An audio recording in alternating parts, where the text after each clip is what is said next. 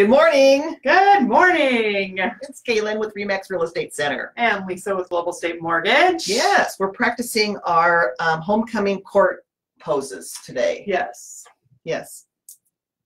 Because there's parades. There's parades, exactly. It's high school homecomings are going and on. There's the walking down because, right, there's exactly. Right, people on the court voting. There's there's assemblies, there's dress up days. Dress up day. So yes. It's our homecoming. So my boys go to South Hamilton to school. And I noticed the other day it was Tacky Tourist Tuesday. And oh my gosh, I think all the kids participated. Watching all the kids come out of the school with their tacky tour, which some of them are pretty tacky, including my boy. So what do you wear for tacky? Well, so he wore like his fedora with his Hawaiian shirt with an unmatching t-shirt with a tie that was tied but down to here, and then I found an old camera. I was gonna say, do we have a camera? Yeah, so we had a camera around his neck. It's hard to find nowadays. It was. I found it in this odd drawer, right? Yep. And then he had on green socks with his slides. I love it. I mean, I love these homecoming traditions and things that are going on. I can't really remember. It's been so long ago. I don't know that we did anything other than the assembly and the football game and the dance. I don't really remember anything odd. Oh, really? We had dress up days, and we also had really great assembly. We had the best teachers in high school. And I just saw actually one of my old teachers, Mrs. Wallhans, and she's retired from just everything now. But our teachers, they did, actually in our band teacher, Mr. Colden, they did red and the white spots. And the teachers got up and had this whole dance. Oh my gosh, that would have been fun. Yeah, so it's a fun week. I just saw somebody post too, like one of the girls, like, I love homecoming. And I'm like, really? Yeah, I'm like, it's kind of a fun. Well, I got really involved with homecoming, not when I was in high school, but when my daughter was on the homecoming committee. Oh, of course. When you have, yes, I have. I have a daughter that was in every club she could be in. Yes. Yes. So she was on the homecoming committees, student council, you know, you name it. Everything. And in sports and all that kind of stuff. So homecoming for me was a lot of work. Oh, right. Because you were the mom. I was the mom. She signed up for everything. Hey, mom, I need poster board. Hey, mom, I need markers. Hey, mom, I need. Jeez. Can we have the committee meetings in our house? You know, you make some food. Decorating T-shirts, making posters. You know, and then of course, when she was a senior, she was. Juniors run the homecoming. I don't know. Yeah. Anyway, because there was a meeting or talked to the principal about the moms. And I said, well, why am I involved? Because your daughter's on the committee. Oh, I have to do all this. So our video just stalled there. So I don't know what you missed out there. But sorry. Yeah, when your daughter's on the committee, the mom's on the committee. Right. Yeah. But that was fun, really. I mean, look back on it, and they had the dress up days and different themes, and that was fun. Yeah. So, yeah. It was fun. And then my son went through high school and participated in nothing. Oh. Well, he was in one extreme to the other. Right, he was in football, golf, and track, but no committees. No committees. Yeah, I think he, saw what his sister did. He's like, I'm not doing that. Going there, Mom. I'm going to save you from all of it. Yeah, so it was nice. I was not at the high school near as much. He was in school. With her, I was there almost every day. Oh my gosh, she's a lot high maintenance if she's listening. Right, so, Erica. Yeah. Exactly.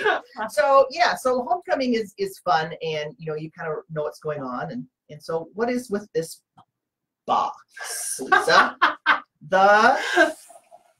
Wrong way. The box. So why are we talking about a box?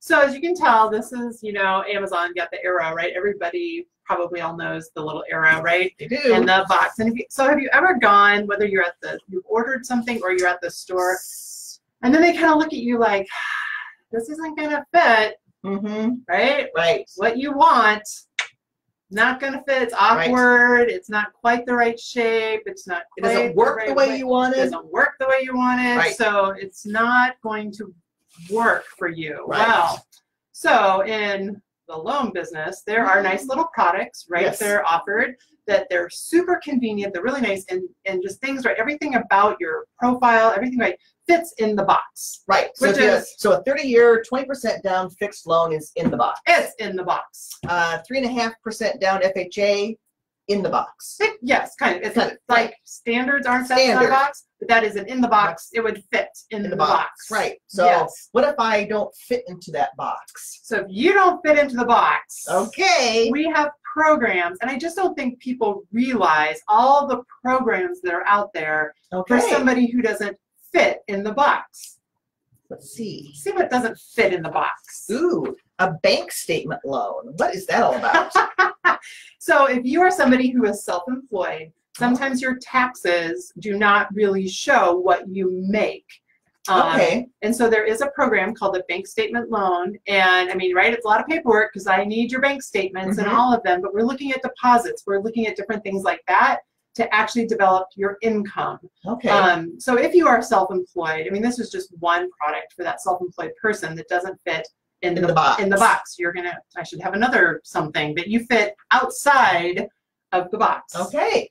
All right. Well, here's another one that says 1 year of self-employment, because typically you have to have 2 years history of self-employment to take a look at getting a mortgage. So what you can do it if you're only employed a year.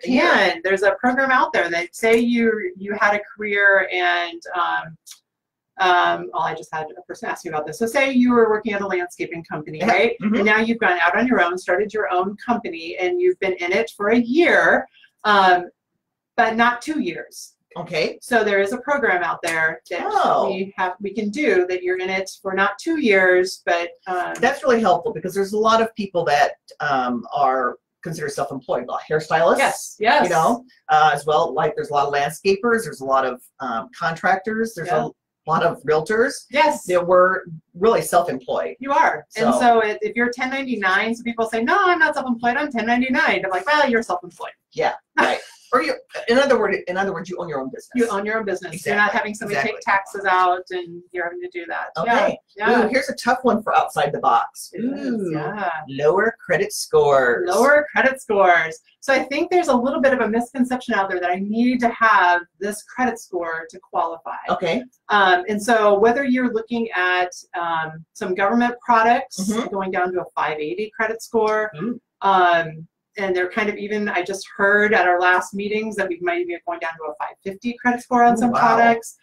So I think that there's some guidelines, and our loan products are still make sense. We've got to provide, and now maybe your debt to income ratio needs to be a little bit lower when you've got a lower credit score.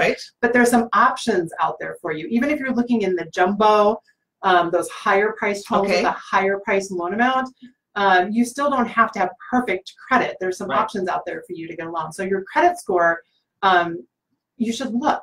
I mean, at least talk to somebody about whether you qualify now or how we can get you there. But it doesn't have to be as high as some people think it needs to be. Okay, but with all of these, I would imagine that your terms are going to be a little bit different.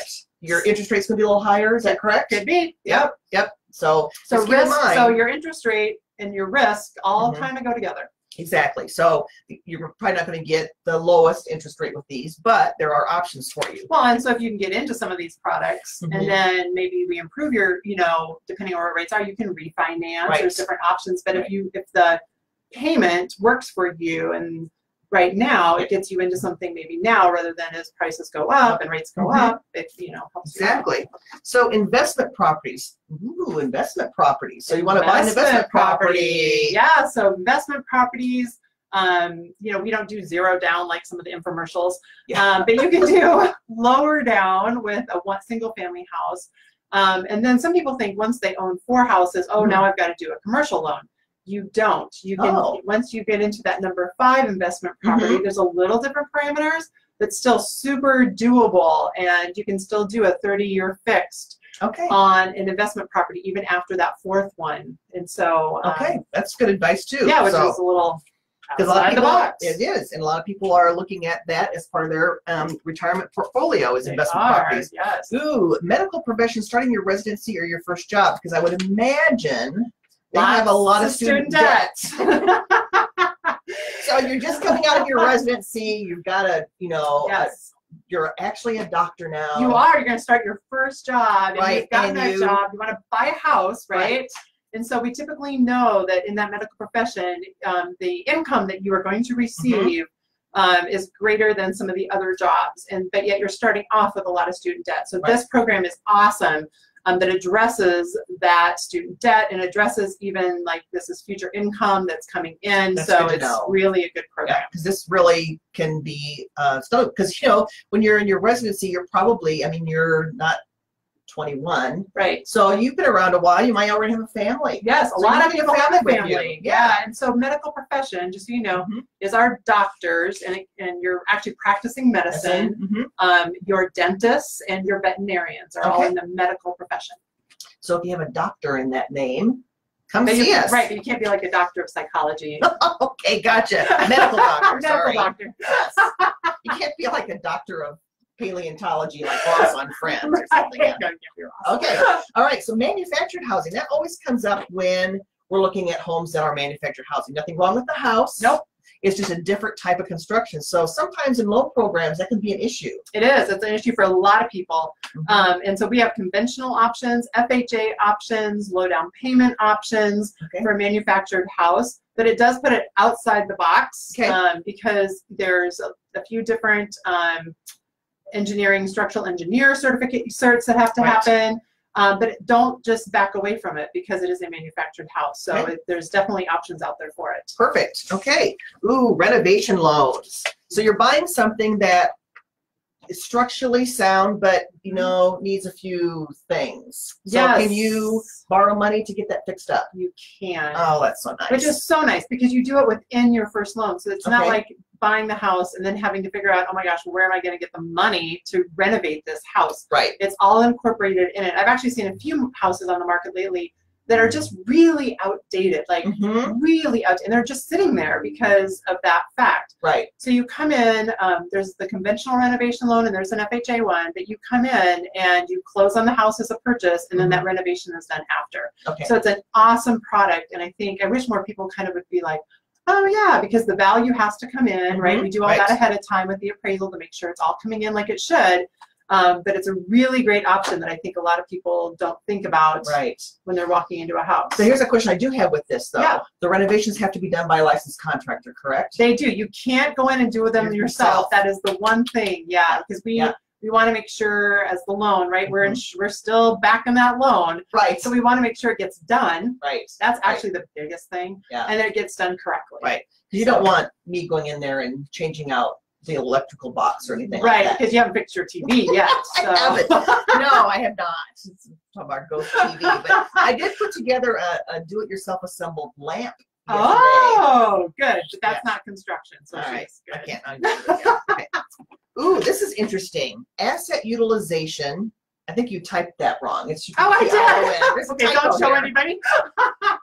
Housing event, short sale, foreclosure, that's typed wrong too. No MI options, loan and no down payment options. We won't show this because obviously Lisa was in a hurry when she typed this. So let's talk about asset utilization. What does that mean? So that's another thing for those, mostly, sometimes it's not self-employed, but it's people that have a ton of money, but it's caught up, right? And a ton of assets. So you put it away in investments. And Okay. You put it away in things. So some people are like, So it's not liquid money, essentially. no, it's Okay, not. And so you're liquid. like, I could technically pay cash for this house. I mean, that's Right. how most it's, and you actually have to have enough in assets. You could pay cash for this house, Okay. but you don't want to pay cash for this house because Right. you're like, no, I'd like to keep all this money in my Because it's earning. because it's earning. Right. And so we're calculating income and things like that, taking them from the huge amount of assets basically that you have. So it's Right. a great program for somebody like that. And so foreclosures and short sales, we have some programs now that there's certain minimum time requirements that have to be behind that. There's some programs that say, oh, we are going to shorten that time because Mhm. you're going to show us with other things that you're good for this. Gotcha. And it was just an event that happened. Yep. Um, Exactly. that Exactly. way. Like, during the recession, Yeah. job loss, whatever, and now Yeah. everything's kind of set back again. Yeah, Okay. so I think Awesome. there's options. There's lots of look at boxes empty. Box is empty. We're waiting for you to fill that in. Yes. Yeah. Yes. Fill So- it in here, or you can fill it in outside Slide the box. See, there's lots of options. Well, good. This was a lot of great information for those that just aren't that just typical 20% down, 30-year fixed loan. Yeah. Whatever. Yeah. It's a low down payment, 3.5%, 3%, 3.5%, 5%. Gift Yep. funds. I think gift funds was one. If you don't have your own money, gift funds. There you go. If somebody's willing to give it to you, then we'll put it on a house, we'll right? figure out how to use it. How to use it. All right. Yes. Well, thanks everybody, and hope everybody's homecoming weeks are fun and inspiring and Inspiring and memory making. memory making. Yeah. Obviously, we're older and we still remember homecoming. Oh yeah, I won't tell you the bad memories. Oh, Yeah, the good Good ones. ones. Probably Yeah. about the good ones. All right, see you guys next week and have a great weekend.